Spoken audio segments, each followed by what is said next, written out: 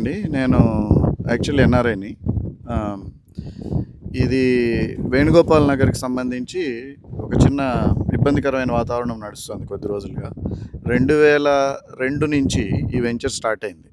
2002లో మొదలైనప్పుడు promoter ఆయన పేరు వేణుగోపాల్ రెడ్డి. ఆయన కొన్ని ప్లాట్లు ఆయన డైరెక్ట్‌గా రిజిస్టర్ చేయటం, కొన్ని జీపీఏ ఇచ్చి రైతులతోని రిజిస్టర్ చేయించటం 2 జరిగాయి. అవి జరిగిన తర్వాత ఇప్పుడు ఇందాక పెద్దాయన రామచంద్రారెడ్డి గారు చెప్పినట్టుగా కొంతమంది ఫ్యామిలీ మెంబర్స్ క్లెయిమ్ చేయటం అనేది ఒక ఇబ్బంది. మా పేరెంట్స్ అమ్మిన విషయం మాకు తెలియదు. కాబట్టి వీటి మీద మాకు హక్కులున్నాయనేది ఒక ఇబ్బంది.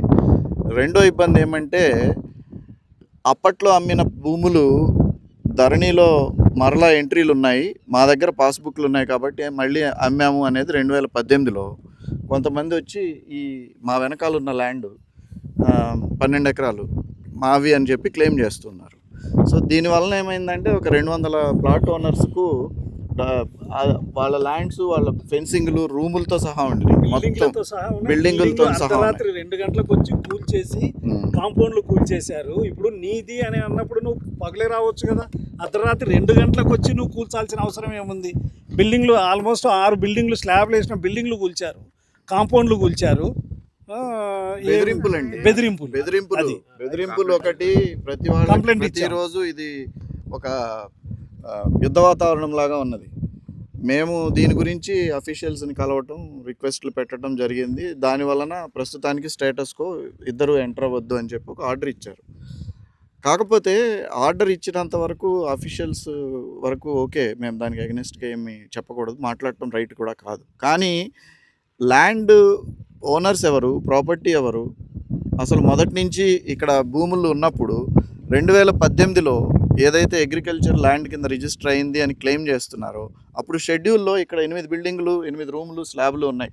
వాటి మెన్షన్ కూడా రిజిస్ట్రేషన్ పత్రంలో ఉండాలి. అవి కనబడవు. బిల్డింగులు ఉన్నాయి. ఈరోజు బిల్డింగ్ని మ్యాచ్ చేయడం కోసం, బిల్డింగులు లేవు అనే విషయాన్ని మ్యాచ్ చేయడం కోసం దాన్ని అర్ధరాత్రి పూట ఒక రోజు నైట్ కూల్ చేసి వెళ్ళిపోవటం జరిగింది. ఇది ఒక ఇష్యూ.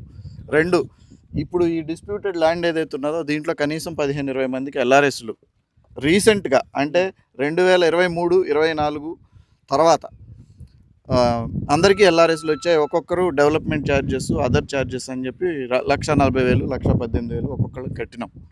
కట్టిన తర్వాత గవర్నమెంట్కి మేము ఇంత రెవెన్యూ కట్టిన తర్వాత స్టాంప్ డ్యూటీ, మేము రెసిడెన్షియల్ ప్లాట్ కింద స్టాంప్ డ్యూటీ కట్టిన తర్వాత అగ్రికల్చర్ ల్యాండ్ అని చెప్పి స్టాంప్ డ్యూటీ తక్కువ కట్టి అది మాది అని క్లెయిమ్ చేయటం ఎంతవరకు లీగల్గా కరెక్ట్ అనేది అందరూ ఆలోచించాలి.